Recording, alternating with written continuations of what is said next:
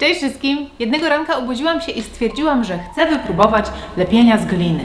Poszłam do sklepu plastycznego, powiedziałam pani, poproszę glinę i pani dała mi glinę, której nie trzeba wypalać w piecu, która twardnieje na powietrzu. Powiedziałam, to jeszcze patyczki do rzeźbienia poproszę.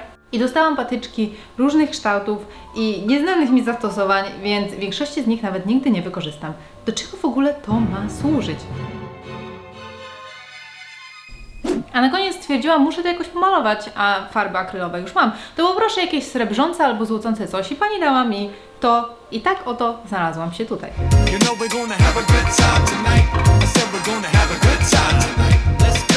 Skąd w ogóle wzięła się ta dziwna myśl w mojej głowie, ten pokraczny pomysł, by mazać się gliną, lepić coś, rzeźbić?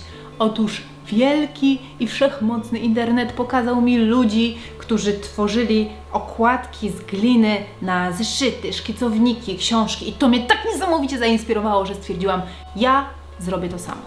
Zatem w tej dziedzinie nie jestem, więc nawet nie śnijcie o tym, żeby potraktować ten film jako tutorial, raczej jako test pomysłu.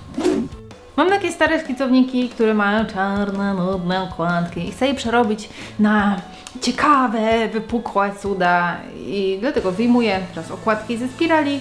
Mogę zacząć nakładanie gliny. Proszę się nie śmiać, że do rozprowadzania masy używam wałka, bo jest to jak najbardziej słuszny sposób, aby to zrobić. Oczywiście można też na przykład nałożyć trochę wody i w ten sposób wygładzać glinę, ale niestety do tego doszłam o wiele później. To jest niezwykle ekscytujące, kiedy próbujesz robić coś takiego pierwszy raz i nie wiesz jak Ci wyjdzie, nie wiesz czego się spodziewać, czy przypadkiem nie odkryjesz w sobie wita stworza. Więc kupiłam kamyczki, sreberka, pierdółki, bo uznałam, że będą ciekawą dekoracją, a niektóre elementy po odciśnięciu na glinie mogą zostawić fajny ślad. To był prawdziwy, 100% eksperyment. Robiłam wszystko, co mi tylko przyszło do głowy, nie miałam jakiejś konkretnej wizji. Uczyłam się na błędach, wyciągałam wnioski. Tak oto wyglądało moje tworzenie. I nie powinno być zdziwieniem, że również w tej dziedzinie sztuki ważna jest dbałość o szczegóły, dokładność, niespieszne tempo. A to, że ma się paluchy jak parówki, które nie są w stanie ulepić drobnych, malutkich elementów i że nie umie się używać jakże profesjonalnych i skomplikowanych narzędzi rzeźbiarskich, w tym magicznego patyczka tortur, to już inna kwestia. Okładki oczywiście zostaną pomalowane i wtedy będziecie świadkami prawdziwej transformacji. Zupełnie jak moja twarz przed makijażem i po makijażu. Tyle, że najpierw muszą wyschnąć. Jestem wielką profesjonalistką, dlatego nie poświęciłam moich cennych 30 sekund, żeby zapoznać się z informacją na opakowaniu, ile czasu glina potrzebuje, żeby wysnąć. Uznałam, że zostawienie jej na 24 godziny, aby przemyślała swoje zachowanie, powinno ją dostatecznie skruszyć. Moje żarty takie dobre. Główną bohaterką tej okładki będzie owca w towarzystwie dwóch pięknych, błyszczących kamieni. Uznałam, że też dodam diamenciki akrylowe, żeby było tak bardziej szałowo.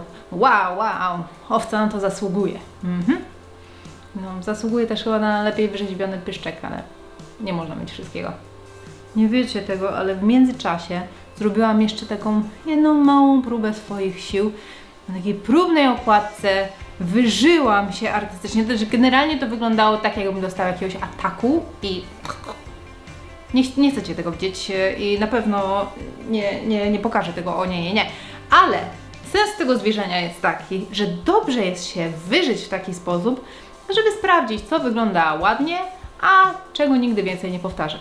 Trzecia okładka miała być najbardziej fikuśna, takie esy, floresy, dużo szczegółów i wszystko skupiające się wokół pięknej niebieskiej błyskotki. Ponieważ lepiej z gliny, która wysycha na powietrzu, jest ona bardziej krucha i trudniej zrobi się z niej jakieś małe, drobniutkie elementy. Już nawet z tymi zawijasami był problem, ponieważ po wyschnięciu część z tych zawijasów odpadła, była po prostu zbyt drobna. Myślę, że gdyby się to robiło z modeliny, którą potem się zapieka w piekarniku, to wyszłoby to lepiej. Ona jest zwykle bardziej plastyczna. Tylko że jak się wkłada do piekarnika, to potem ta modelina się wygina, może tracić kolor, może się przypalić, albo może po prostu ja nie umiem i skończmy już ten temat. Tak czy siak, Dla mnie jest to czysta zabawa i uważam, że sztuka powinna być właśnie czymś takim, ponieważ nie chodzi o to, żeby zrobić najpiękniejszą rzecz na świecie. Ja się nie przejmuję, jak coś tam nie odpadnie, jak nie jest dostatecznie bardzo szczegółowe. Liczy się proces, rozwój i zaspokojenie takiej wewnętrznej potrzeby tworzenia czegoś. To jest najważniejsze. I to, co było z 2 sekundami przejścia, dla mnie było 24 godzinami, podczas których glina wyschła i popękała w miejscach, gdzie była cienko nałożona. Nie myślcie jednak, że mnie to zniechęciło, wręcz przeciwnie. Według mnie wygląda to na zamierzony efekt, bo pęknięcia bardzo fajnie wpasowują się w klimat okładki. I z racji, że jest to pierwsza malowana okładka, to nie do końca wiedziałam, jaka jest słuszna kolejność nakładania kolorów. Potem przekonałam się, że najlepiej jest na początku nałożyć ten kolor, który ma pokryć gęsto cały wzór, w szczególności jego zagłębienia. I do tego na przykład dobrze jest wykorzystać czarny albo brązowy. Farby akrylowe mieszam ze sobą, żeby uzyskać taki kolor, jaki chcę, i dodaję też trochę wody, ale nie za dużo, żeby nie rozpuścić żłobień w glinie. I kiedy do gry wszedł ten preparat ozłocający, to muszę przyznać, że troszeczkę się za mocno tym zajarałam i zbyt wiele miejsc potraktowałam tym złoceniem, przez co cała ta okładka wygląda tak jednolicie. W sensie, że nie widać tych poszczególnych elementów, one się zlały ze sobą. Żałowałam też, że zamiast tych zielonych kamieni nie dałam jakichś takich fajnych czerwonych, błyszczących, rzucających się w oczy, no bo te zielone tak strasznie giną wśród tych wszystkich złoceń i zdobień. Ale farby akrylowe mają to do siebie, że jak coś nie wyjdzie, to zawsze możesz nałożyć kolejną warstwę i tak tutaj nałożyłam jeszcze trochę zielonego, żeby bardziej pasowało do tych kamieni i troszkę lepiej zaczęło to wyglądać. Chociaż nie ukrywam, nie będzie to moja ulubiona okładka.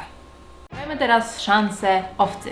Już na tym etapie, czyli trzymania pędzla w ręku, zdałam sobie sprawę z tego, że te akrylowe diamenciki nie przeżyją spotkania farby z gliną, więc już nawet nie bawiłam się w omijanie tych brylancików, po prostu waliłam farbą na lewo, prawo, prast, bo to koło błyskotki. Wzór sam w sobie jakiś bardzo ciekawy nie jest, więc pomyślałam, że tutaj trzeba będzie zdziałać kolorem, żeby jakoś sprawić, żeby było ciekawiej.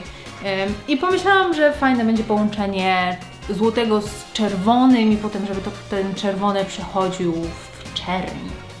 Ono wreszcie moja okładka faworytka. Tutaj miałam najsilniejszą wizję kolorystyczną, jak ma wyglądać, bo uwielbiam połączenie srebrnego z niebieskim. I jeszcze na dodatek miałam taką fajną farbę akrylową, która miała świetliste drobinki w środku, więc superowo to się będzie ze sobą łączyło. Zacznę jednak od czarnej bazy, żeby fajnie wniknęła w te zagłębienia, bo wiecie, dobra baza to podstawa. Mam nadzieję, że nie przeszkadza Wam taki podział pokazywania, jak tworzę, czyli że nie jest jedna okładka od początku do końca pokazana, tylko są pokazane etapami, czyli wszystkie 3 okładki w jednym etapie, potem wszystkie w drugim etapie. I tych etapów jest tylko tyle. Chodzi mi o to, że lepiej to pokazuje ten taki mój proces uczenia się, wyciągania wniosków itd.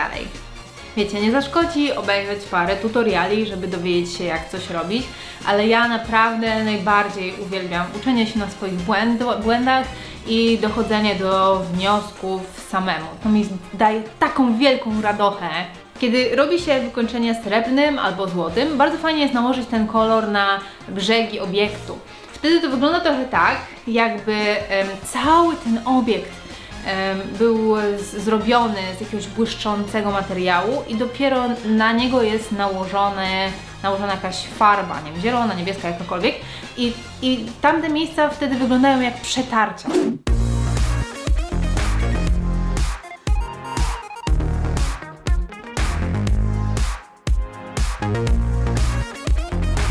Szkoda, że tak naprawdę żadnej z tych okładek nie mogę założyć z powrotem na szkicownik, bo co prawda glina wygina się razem z tekturą, ale obawiam się, że te drobne elementy mogłyby odpaść. No, nie jest to jakieś takie bardzo trwałe, żeby to móc nosić w plecaku albo coś. Za dużo czasu na to poświęciłam, żeby teraz ryzykować zniszczenie. My precious. Więc zabawa świetna, genialna wręcz, tylko że się nadaje tylko na taki szkicownik, który jest już zakończony i po prostu stoi sobie na półce. No i nie oszukujmy się, nikt nie kupi tych wszystkich glin, farb, błyskotek i patyczków do tortu tylko po to, żeby wykonać niepraktyczną okładkę na nudny szkicownik. Ale wiecie, jeżeli nie lubicie nudnych okładek szkicowników i nie chce Wam się robić czegoś takiego, to zawsze mogę zaproponować szkicowniki z mojego sklepu olsikoła.pl. W poprzednim odcinku prosiłam o to, żebyście wysyłali mi youtuberki jako księżniczki Disneya. Bardzo dziękuję za to, że wysyłacie do mnie te rysunki, bo ja uwielbiam Waszą twórczość i mówię to szczerze. Naprawdę. Do następnego odcinka chciałabym, żebyście zaprojektowali okładkę z gliny. Czyli nie musicie wykonywać jej z gliny, tylko po prostu zróbcie taki projekt, jak będzie wyglądał wzór, możecie go też pokolorować. I te projekty wysyłajcie na olsikowa@gmail.com. Nie zapomnijcie się podpisać, bo tylko te prace, które są podpisane, czy to w mailu, czy na samej pracy, tylko one mogą się pojawić w odcinku. Więc pamiętajcie o tym. My widzimy się za tydzień w czwartek o 18:00. Trzymajcie się i pa pa pa pa pa pa!